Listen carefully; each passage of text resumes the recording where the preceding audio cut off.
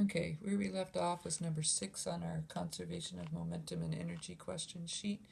And number 6 says you have a Velcro block of 850 grams. Well, it's a block with Velcro on one side.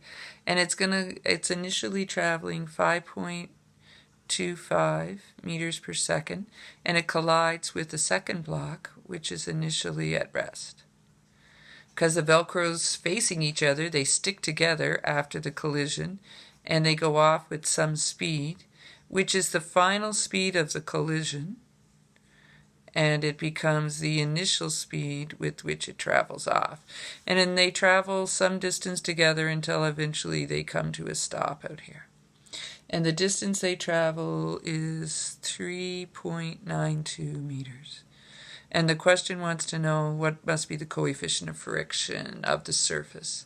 So there are two parts. The first part is the collision, so momentum.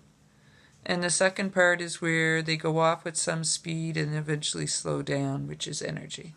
Since we're asked for the coefficient under the energy section, then we must start with the momentum section. So you always end with what they ask you for. So M1V1 initial plus M2V2 initial will equal M1 plus M2V final. And the second guy isn't moving initially, and it's this V final we want.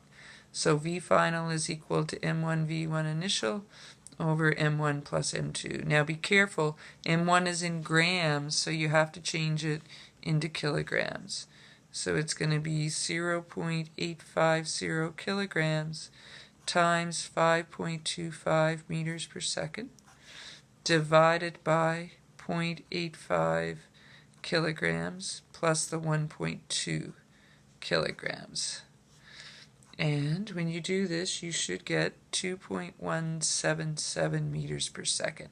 So that's the final speed after the collision, which becomes the initial speed of the two of them together as we move to energy.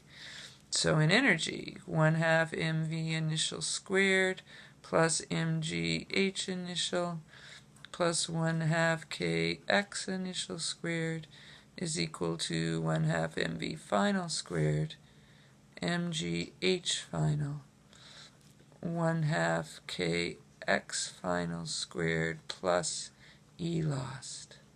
Alright, so initially as it begins to move off, it has a speed. This term stays. It does not have a height, or whatever height it is, it's the same on both sides. There is no spring. It goes all the way out until it stops, so finally no speed. Still no spring, but there is an E loss. So 1/2 mv initial squared is equal to E lost, and remember E lost is the work done by friction. So FFR delta D cos theta, and that FFR is opposite motion.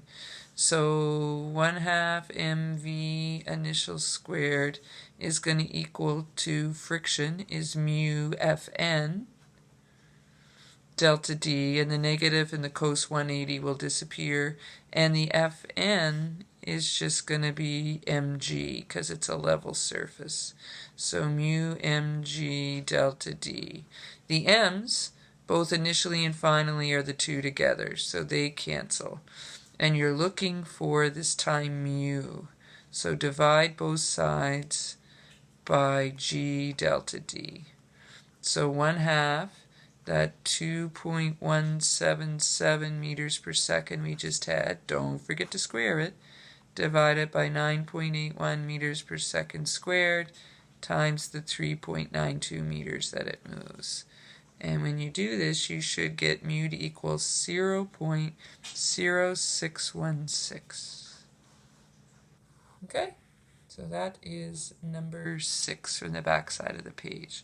We'll now take a look at springs, because so far all the springs have been canceling.